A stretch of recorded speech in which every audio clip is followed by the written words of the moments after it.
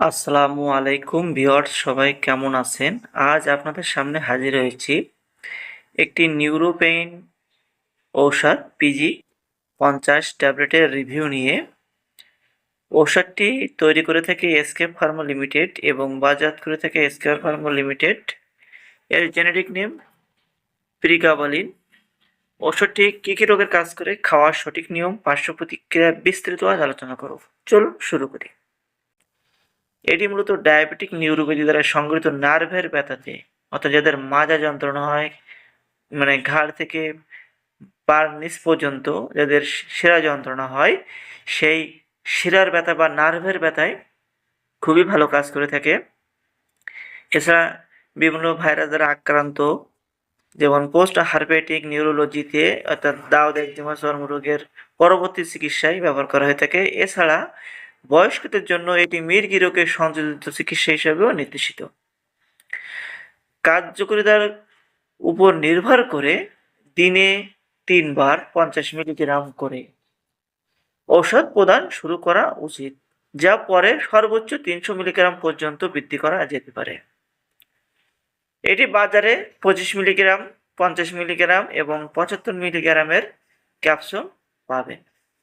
অবশ্যই একজন রেজিস্টার্ডভুক্ত চিকিৎসকের পরামর্শে সেবন করতে পারবেন। সাধারণ পার্শ্ব প্রতিক্রিয়ার মধ্যে রয়েছে ঝিমুনি, ঘুম ঘুম ভাব, শুষ্ক মুখ, ঝাপসা দৃষ্টি, ইডিমা, ওজন বৃদ্ধি এবং অস্বাভাবিক চিন্তা। সাধারণত এমন পার্শ্ব প্রতিক্রিয়া খুবই কম রোগীর ক্ষেত্রে হয়ে থাকে। ভিউয়ার্স, এই ওষুধ সম্পর্কে আরও বিস্তারিত ভিডিও ডিসক্রিপশন লিঙ্কে যাবেন, তাহলে পেয়ে যাবেন। এই ওষুধের কিছু সতর্কবাণী আছে। সতর্কবাণীর ভেতরে আছে অতি সংবেদনশীল রোগীদের ক্ষেত্রে নির্দেশিত, অর্থাৎ প্রিগাবালিন এর সেবন হঠাৎ বন্ধ করে দিলে তা অনিদ্রা, ক্ষুধামন্দা, মাথা ব্যথা অথবা ডায়রিয়ার মতো উপসর্গ তৈরি করতে পারে। তাই এর সেবন ধীরে ধীরে সর্বনিম্ন 1 সপ্তাহের মধ্যে বন্ধ করা উচিত।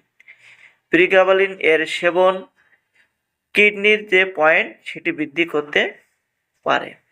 গর্ভাবস্থায় এবং স্তন্যদানকালে যদি উপকারের চেয়ে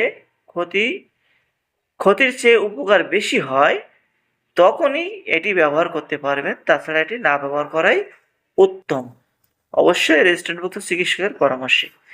যদি ভিডিও থেকে কোনো কিছু জানার থাকে অবশ্যই কমেন্ট করবেন, আর লাইক শেয়ার করতে ভুলবেন না। সকলকে অসংখ্য ধন্যবাদ।